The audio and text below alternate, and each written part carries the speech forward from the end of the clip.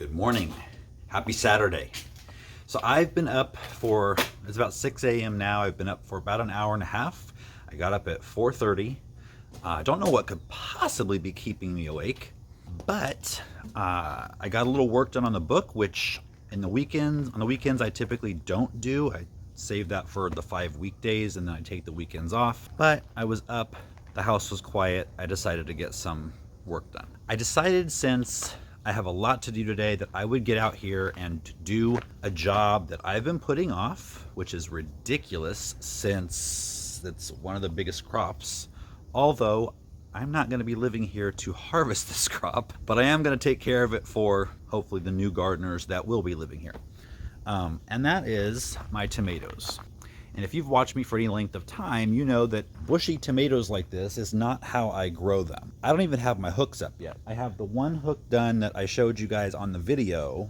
And that's the thing right now, which is so weird, is that I'm spending so much time writing a gardening book and filming gardening videos that I haven't had time to actually tend my own garden well. Not to mention we're packing to move. So I did want to show this because I thought I've gotten a lot of questions from people that have tomato plants that look like this, and maybe they just learned, that you can prune tomatoes to get better harvests and better disease resistance.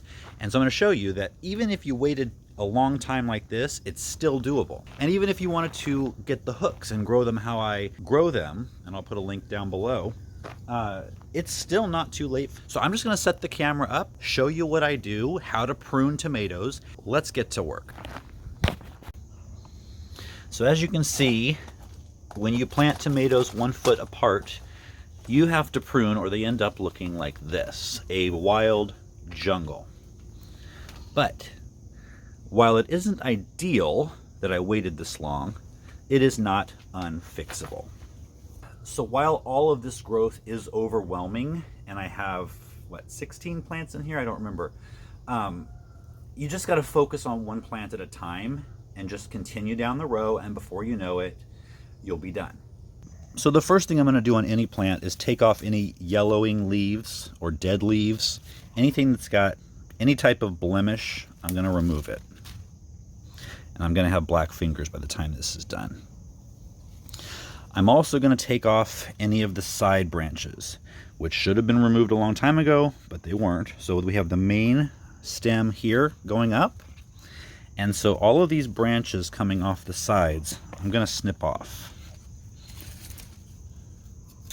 And we do that to focus the growth up the main stem, because a lot of times the suckers on the sides, they don't produce anywhere near the amount that the main stem produces. And so you want to cut those off so that the main stem has the energy to produce the big juicy tomatoes that you want. And so those are all suckers that come off of the armpit of the tomato. And the armpit is where the stem meets the leaf.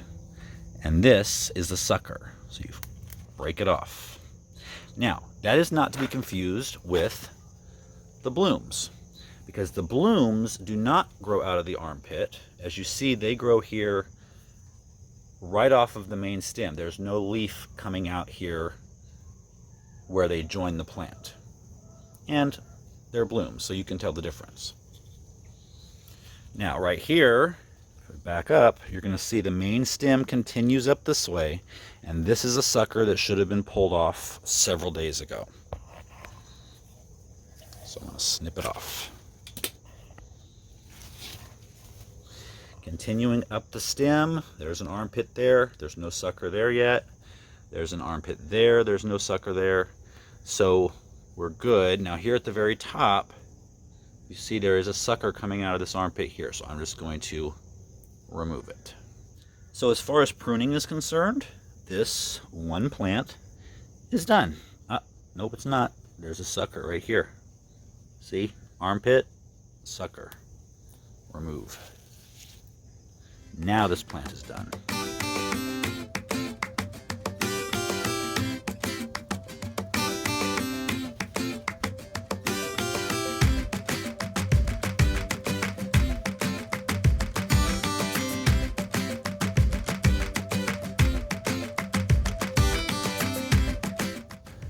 All right, so I'm a good third of the way through, and you can see that this end is a lot thinner than this end.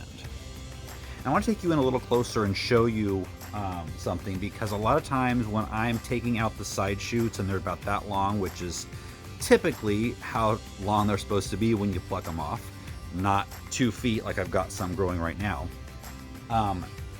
I get comments and have some discussions, let's say, in the comments about people saying you're taking off all the growth, you're taking off more of the fruit.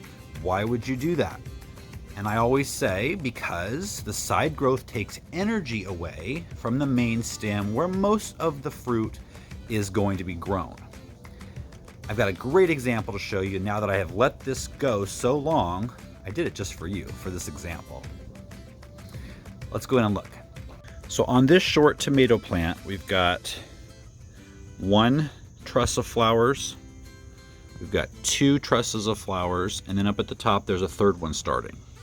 So this is a sucker that I removed from that very plant I just showed you.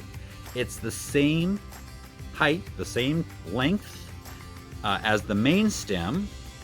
However, there's not 1 truss of flowers on this stem. And that, in this big pile here that I've already got going of suckers, is the same story. So that is why we remove the suckers. Case closed.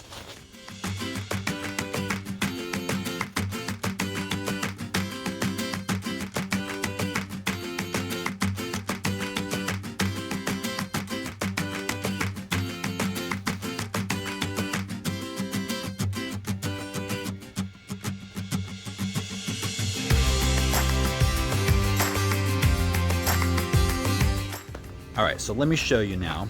It looks like a huge mess. I mean, it truly looks like the aftermath of some horrific event. But once I have these tied up, it's gonna look fine. Now here on the end is my Sun Gold cherry tomato.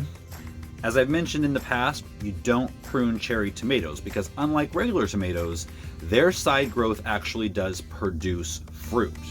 So the only thing I've trimmed on these are any yellowing or dead, damaged, diseased leaves. I take those off. But that's it. Pretty much throughout the entire season, you're only pruning cherry tomatoes like that, or for shape. If they just get too big and unruly, they're, plowing into other plants, then you just want to cut them for shape and for control. Okay, so now I'm gonna get the hooks and I'm gonna tie these up. So rather than winding the string around an already growing plant, we're gonna wind the plant around the string. Be really careful because these are pretty easy to snap. It's sometimes better to do this in the heat of the day when there's not so much moisture in the plant and they're a little more fluffy.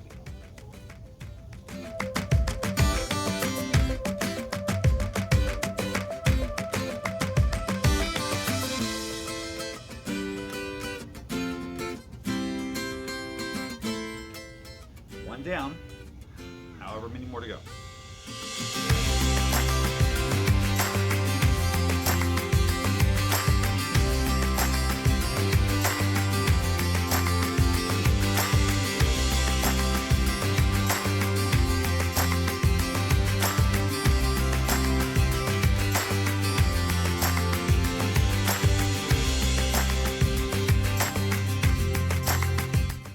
Just in case you haven't seen my other videos, use a landscape staple or a piece of wire, bend it in half, and put it into the ground around the stem, and then tie the string on.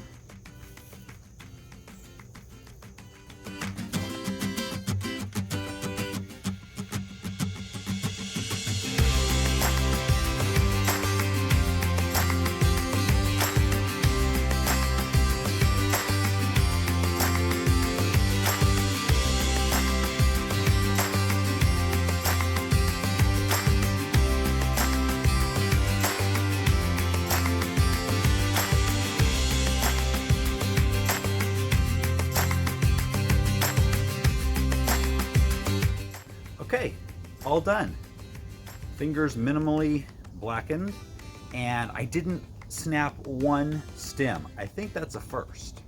Now they may look a little bit wonky right now, but once the sun comes out, give them a day or two to sort themselves out, and they'll look just fine. In a week or so, you won't even be able to tell the difference. They'll be just fine.